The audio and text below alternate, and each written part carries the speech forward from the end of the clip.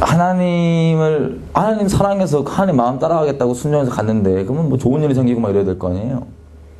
근데 세상에 그분들에게 돌아왔던 건 다른 게 아니라 그냥 예고도 없이 자기 자녀 둘에 하나님이 데려가심이었습니다. 그리고 제가 그래서 이제 그 근처에 또 교회 근처에 무덤이 있더라고요. 자녀들 무덤이. 자녀들 무덤에 가서 이렇게 기도를 하고 있었는데, 같이 몇 명 같이 간 사람들이 같이 이러고 있었는데 이 소식을 듣게 됐어요. 제가 물어봤어요. 그 현지 분들한테.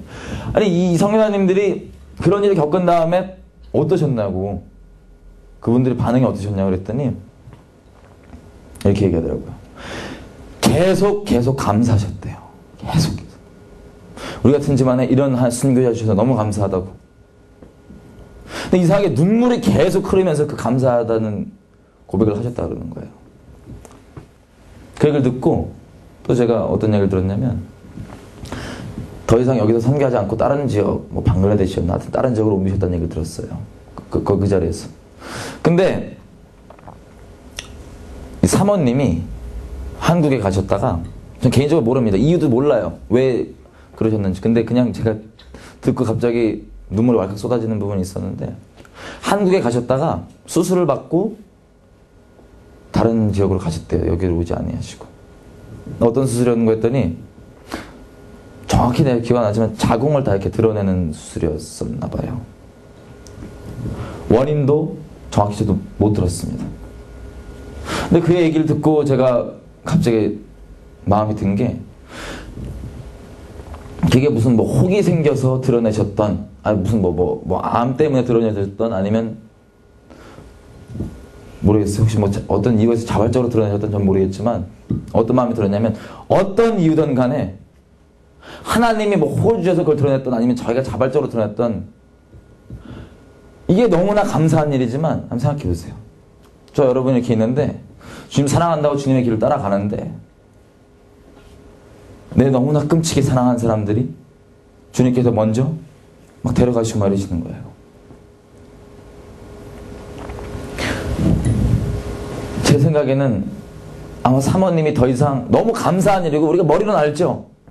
순교, 할렐루야, 감사한데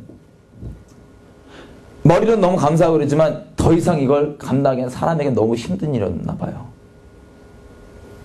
하나님 마음 따라서 갔다가 자식을 잃어버린 이런 일들.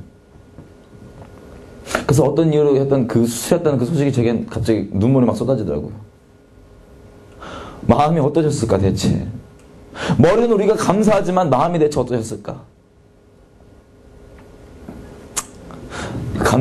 더 이상 너무 감사하지만 그 마음, 그 찢어지는 그 심령 감당할 수 없게 하나님께서 그런 일을 허락하셨나 보다, 이런 생각이 들었어요.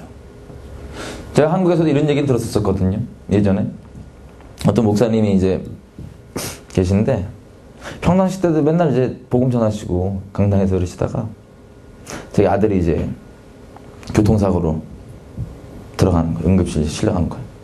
그때 하나님께 그렇게 기도했다 그럽니다. 하나님, 얘만 좀 살려주십시오. 어떻게든 얘만 좀 살려주십시오. 내 아들 좀.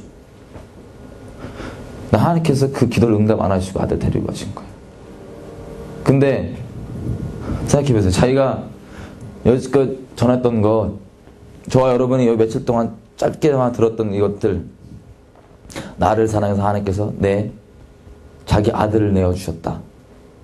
이 말을 이게 평생 알고 전하셨던 분인데, 이분이 막상 자기 아들 잃고 보니까 대체 하나님 나를 위해 아들을 줬다는 거예요. 죄인된 나를 위해, 우리를 위해 아들을 줬다는 게 그냥 지식으로 전달되는 게 아니라 그냥 마음이 부어주셨는지 선교를 나갔다는 소식을 제가 들었었습니다.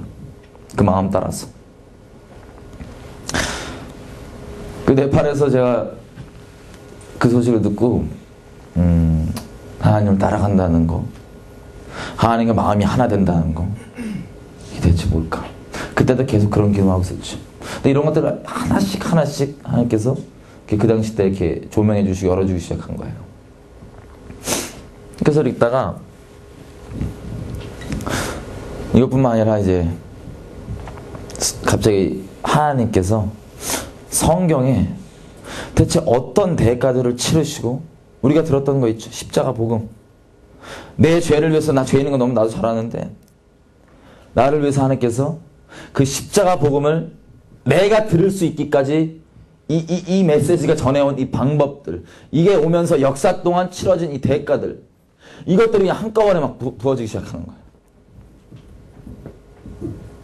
너무나 감사하고 사랑했지만 한편으로는 두려운 마음이 있었습니다. 하나님을 내가 정말로 어떤 대가가 치러질지라도 하나님 사랑하기 위해 내가 태어났고 하나님 사랑하기 위해 내 전부고 하나님만 따라갔으면 좋겠는 게 정말 진심인데 이런 일들이 이렇게 조명이 되다 보니까 두려운 마음도 동시에 솔직히 있었어요. 어떤 거였냐면 원하지만 이걸 내가 만약에라도 내가 이런 거 겪는다면 난 이걸 감당할 자신이 없다. 내가 너무 사랑하는 내 아내나 내 가족이나 누구든 간에 내가 정말 사랑하는 사람을 만약에 잃어서까지 하나님의 마음을 내가 동하게 된다면 머리는 알죠. 그들이 지옥 가는 게 아니라 천국 가 있고 좋은 곳 가 있는 거 알지만 너무나 아플 거 아니에요. 그 대신에 아버지 마음이 더 부어지겠죠. 아까 그 목사님의 고백처럼 하나님의 마음이 더 깊이 알겠죠. 진짜 두려웠습니다. 두려운 부분도 있었습니다. 하나님. 원하는데 두려움 가운데 갈등하고 있는 그 시즌. 그때 하나님께서 이제 계속해서 성경에 있었던 내가 들어서 하나님께 기쁨으로 나올 수 있었던 죄의 삭은 사망인데 이것을 처리하시려고 하나님께서 어떤 대가를 지불하시고 내가 그 복음 듣고 그전에는 아무렇지도 않게 여기고 겨우 믿어줘 말아 이런 갈등했던 이 복음을 대체 어떤 대가를 치르시고 제가 듣게 가셨는지를 쫙 열어주시더라고요. 생각해보세요. 사사기 잠깐 보겠습니다. 사사기 10장.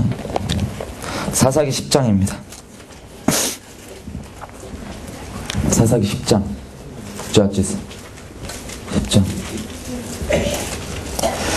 10장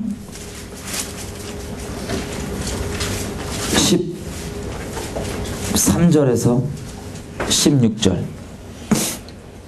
사사기 10장 13절에서 16절. 피셨나요? 삿입니다. 삿. 읽겠습니다. 너희가 나를 버리고 다른 신들을 섬기니 그러므로 내가 다시는 너희를 구원치 아니하리라. 가서 너희가 택한 신들에게 부르짖어 너희 환난 때에 그들로 너희를 구원하게 하라. 이스라엘 자손이 여호와께 여짜오되 우리가 범죄했으니 주의 보시기에 좋은 대로 우리에게 행하시려니와 오직 주께 구하옵나니 오늘날 우리를 건져내옵소서 하고 자기 가운데서 이방 신들을 제하여 버리고 여호와를 섬김에 여호와께서 이스라엘의 곤고를 인하여 마음에 근심하시니라. 이거 뭘까요? 이스라엘 백성이 하나님이 거룩하시는데 죄를 처벌할 수밖에 없는데 남편이신데 하나님께서 맨날 남편 내버려두고 영적으로 가늠한 거예요. 다른 우상들 막 됐고. 그러니까 하나님께서 몇 번이나 그거 반복하다 보니까 하나님께서 이렇게 얘기했습니다. 내가 여기 보신 대로 다시는 너희를 구원치 아니하리라. 하나님께서는 한 번 말씀하시면 변개하실 수가 없어요.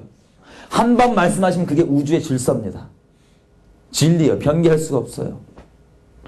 근데 이게 선고가 됐는데 이스라엘 백성이 또 나와서 그제서 또 자기 우상들 다 버리고 하나님 나 좀 도와달라고 살려달라고 막 이러고 있어요.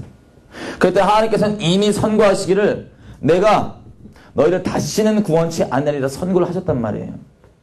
근데 자기 안에서 그 우상들을 버리고 이렇게 나온 이스라엘 백성들을 보고 이 죄 때문에 심판이 지금 임하고 있는데 이스라엘 백성들이 이러는 걸 보고 하나님께서 뭐라 하시면 마음에 근심하셨습니다. 근심.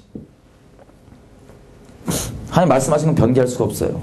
우리 잘 아는 바대로 영원하십니다. 근데 그 다음에 등장하는 게 입다입니다. 입다. 사사 입다. 입다는요 장녀 아들이었어요. 기생의 아들이었어요. 그래서 이스라엘 백성들한테도 별로 취급도 못 받고 그냥 그렇게 상처받고 자라다가 딴 동네 가갖고 건달하던 그런 사람이었습니다.